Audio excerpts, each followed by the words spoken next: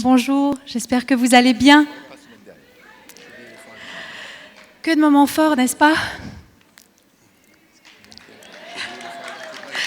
Il va y en avoir d'autres encore, je suis persuadée. En tout cas, quelle chance d'être à nouveau encore parmi vous. Je dis à nouveau encore parce que je me souviens encore très très bien de mon premier témoignage manager. C'était au campus à l'Académie Fratellini en juin 2013. Qui était présent?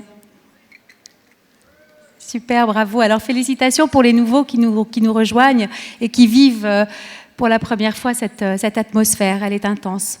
En tout cas, je me souviens très bien de ce moment-là, la première fois qu'on m'a demandé de témoigner. Je tenais à peine sur mes jambes et là, ils me connaissent, ils m'ont apporté une table.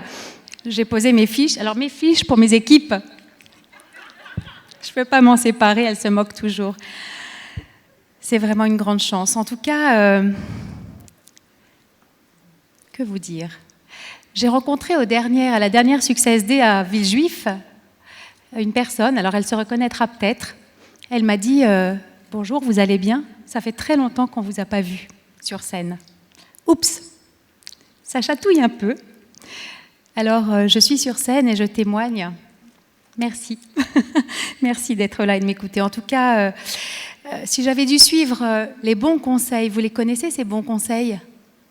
Des personnes très bienveillantes, ou qui, par méconnaissance, parfois, vous donnent de très bons conseils. Alors, que sont-ils, ces bons conseils? Mais ma pauvre fille, tu as déjà un métier, un beau métier, et tu vas vendre des produits à l'aloe vera, mais tu es complètement tombée sur la tête.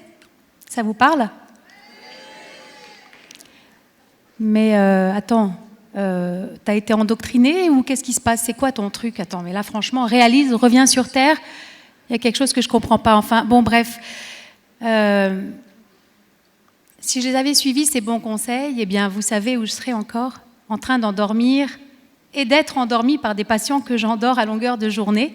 Et je pense que je serais certainement moins sereine face à un avenir incertain. Et je serais encore à me poser des questions sur une retraite, j'y avance, un peu en danger.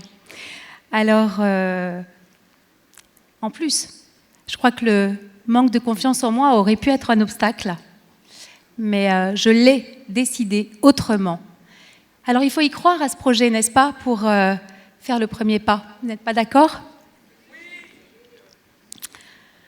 Et la plus grande erreur, en tout cas, ça aurait été de ne pas démarrer, de rester sur les starting blocks, de se poser des questions et de ne jamais, jamais commencer, ou alors juste de commencer pour voir, pour essayer, pour voir ce que ça donne.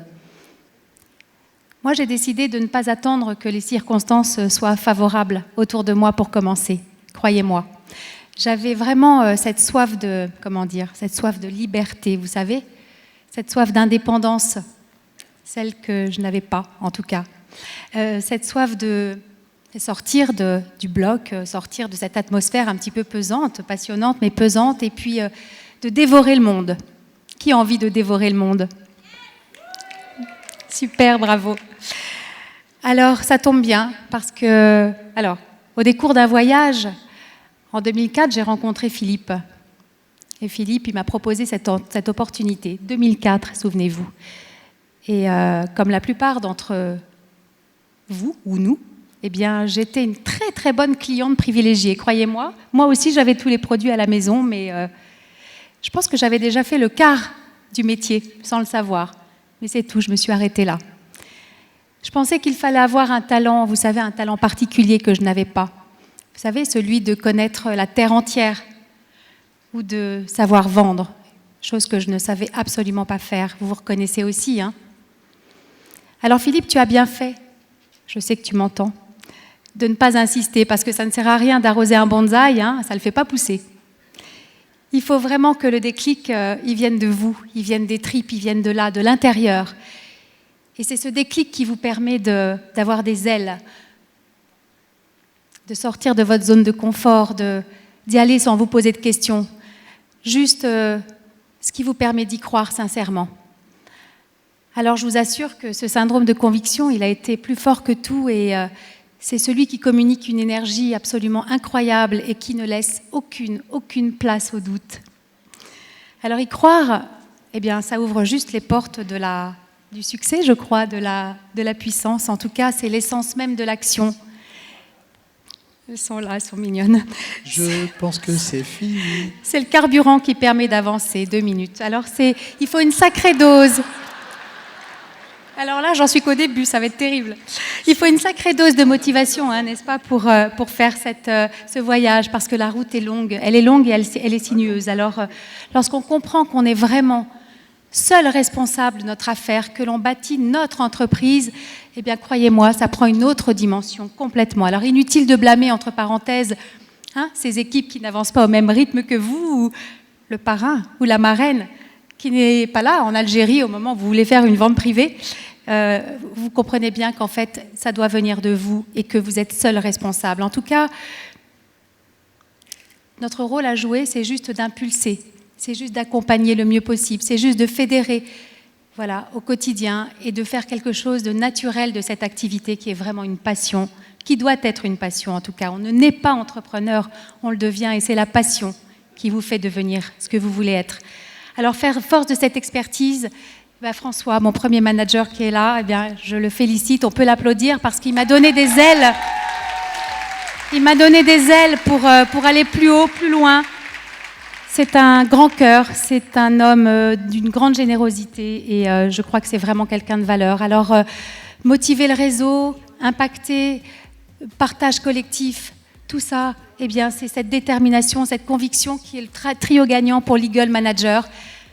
Eagle Manager, donc, en avril. Et puis, donc, le premier sommet atteint pour envisager le deuxième qui est donc le Forever to Drive. Alors, ça tombait bien, J'arrive.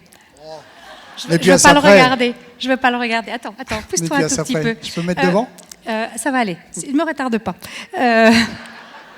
Le Forever to Drive, ça tombe bien parce que mon leasing BM, il se termine cette année. Alors 400 € de plus par mois, ça fait du bien, croyez-moi. Donc de la méthode, de la passion, surtout l'amour du métier. Alors je sais, j'ai compris, je vais arrêter de... Voilà. Non, merci Philippe, merci à mes équipes. Alors franchement, je voulais vous dire qu'elles sont redoutables. Elles sont là à mes côtés, au quotidien. Elles ont compris la puissance de ce concept comme moi. Je les aime et on va aller très haut, très loin, tous ensemble, parce que j'ai beaucoup de plaisir à travailler avec vous. Bravo.